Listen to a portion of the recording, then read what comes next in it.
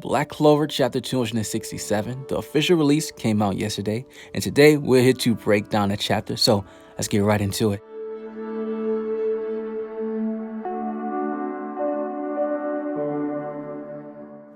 Alright, so the first thing I would like to address about this chapter is the beginning panel, where the anti-magic devil said, "It's been forever since I've been in this physical world." This lets us know that, of course, the anti-magic devil has been in the physical world before, because there were a lot of people that actually assumed that the anti-magic devil just magically appeared in the grimoire when Lick 4 Leaf became a 5 Leaf. But that's not the case. The beginning of this chapter from his dialogue clears that up, and also the end of this chapter also clears that up, but we're not going to get into that right now. Another thing I would like to point out about this beginning chapter is that I truly believe this isn't the anti-magic devil true design. This is not his true form. Based off evidence, if you notice his arm is the exact same as Asta's when Asta did his devil bargain, exchanging his arm for the anti-magic devil's power, which is why when Nacht did the devil binding ritual, the devil came out of Asta's arm, which is the true arm of the anti-magic's devil. But if you do notice, his other arm is not like that, and everything else on his body is all black, but his arm is more defined, the one that he took from Asta. So I truly believe that this isn't the true form of the anti-magic devil, because once he take over Asta's full body, I know for sure it's gonna look different than this. Now, another thing in this chapter I like to put a spotlight on that I did mention in my review, but it was when Asta said thanks to his devil. He said, "It's thanks to you that I managed to fight up until now, so seriously, thank you." And the anti-magic devil responds saying, "You're saying thanks to a guy who took your right arm." And Asta says, "Well, that was the deal. I have no complaints."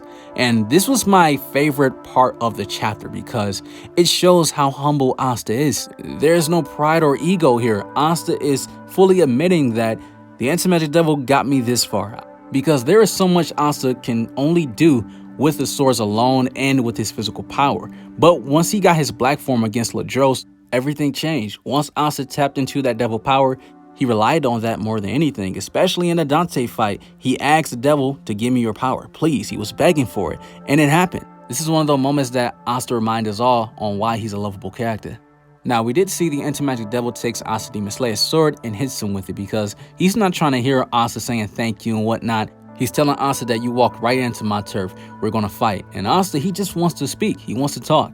Asta's calling him a jerk saying, wait, let's just talk, but the anti-magic devil, he wants to fight. And I like this because I don't want Asta to talk his way into getting a power. You are in a situation where you must fight to get your power, while the anti-magic devil is trying to take over your body. So I will love this element if this keep going to continue in chapters, because I really do not want to see Asta talk his way into getting power. I want them to actually fight for it. Despite if the anti-magic devil is trying to kill him or not, I will love to see Asta fight his way to getting what he wants. But I know for a fact it's going to be extremely difficult because Asta has one arm and he can't even use his anti-magic swords, only if the anti-magic devil allows him to, but I don't think he probably will. At least let Asta use a katana. He can use all the Demon Slayer sword, the Demon Dweller sword, the Demon Destroyer, but let Asta use a katana because that is a new sword, and maybe in this training Asta can learn how to use his katana sword just as good as his other swords. Now Nacht, he was annoyed at this point because he tells Asta that if you don't win,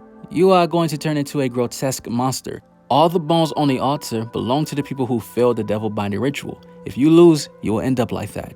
Now this leaves me with a lot of questions because, number one, where did Nacht exactly take Asta with his Dark Garden invitation? Is this a part of the house? We don't know. And if it is a part of the house, then Nacht is extremely sus, because that picture we seen when Nacht walked into that noble house and Asta said, where are we? And Nacht said, this is a certain noble's house. Used to be. But we see a picture and it looks just like Nacht when he was a kid. So if this is his house, why were people in his old home doing devil binding rituals? That is just extremely odd. But if Nacht took him to a whole different area, then okay, it makes sense. Because Nacht did let us know that his shadow magic is very similar to spatial magic because he's able to teleport wherever he wants. But not like Fenrir, of course. But this does let us know that back in the day, people got down. This is not a new taboo thing of devil binding rituals, because based off the picture on this panel, people were controlling devils back then. And what's crazy, in chapter 223, Gordon's grandmother said, I expect great things from Nathan, talking about his dad, for the sake of the ancestors who made contract 2. the curse of Magicula must be. And that's when she cut off, and that's when we see Gordon's mother takes her away. Now, this also implies that Gordon's family and his ancestors know about Magicula, and when she mentions that, they made contracts too. This also kind of indicates that his ancestors may have been people that also wield devils as well, just like Asta and Nacht. However, I'm not suggesting that the people that are in Gordon's family, his ancestors, are the ones that are in that photo in this recent chapter. No, I'm just linking the two together. That it's very possible that people in Gordon's family in the past had did devil binding rituals as well. Maybe one of their bones are in the altar. All right, I should never say that. That just creeped me out. Anyways, next topic. Now, Nacht continues on and tells Asta, get it over with. We came here to get stronger, take this guy out. But Asta, he's like, this guy is not trying to kill me. I can tell from his key. He calls him out on it. Nacht is telling Asta, what are you talking about? Devils have no principles. And the anti-magic devil, he's agreeing with him. He's like, yeah, all devils are scumbags. Every last one of them. But Asta, he can sense key.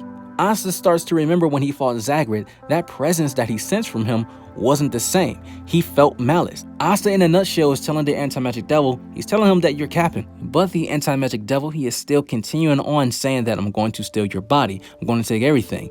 But Asta calls him out again. Asta then explains to him saying, just because you are a devil does not mean that you are a bad guy. Now, this is crazy because one day we do know Asta is going to become the Wizard King. And this panel is showing us a little tease of the kind of king Asta will be once he becomes the Wizard King. He's going to accept everyone, not just royals and nobles and commoners and peasants, but also devils. Society will not be the same once Asta becomes Wizard King because we know for a fact he is normalizing people becoming Wizard Kings without having magic. And he's going to normalize people having devils. You know, people are going to be walking around within his kingdom, you know, like little Pokemons walking around with their little devils, becoming friends with them. It's going to be crazy. So from that little dialogue right there, I just think that's a little nugget of the kind of king that Asta would be. But once he said that, the anti-magic devil sees a little silhouette, or in better terms, a little after image of a woman next to Asta, and he starts thinking about her. Because the way this chapter ended, we see that this woman said the exact same thing into the anti-magic devil's past because he is having a memory of her, and it's obvious that Asta was able to trigger that memory because this woman looks just like Asta, which this could be his mother, which I am 99.9% sure this is his mother because we seen in a panel when Asta went berserk, she said, my dear son. And this is the same woman because they had the same haircut and the same outfit.